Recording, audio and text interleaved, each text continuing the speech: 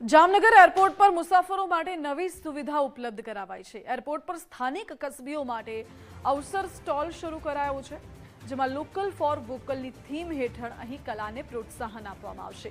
મુસાફરો માટે એરપોર્ટ પર લાઇબ્રેરી શરૂ કરાઈ છે, જેમાં વેઇટિંગ એરિયામાં પુસ્તક પ્રેમીઓ માટે લાઇબ્રેરી ખુલ્લી મૂકવામાં આવી। એરપોર્ટ ઓથોરિટી દ્વારા પેસેન્જરો માટે આ નવતર પ્રયોગ હાથ ધરવામાં આવ્યો છે।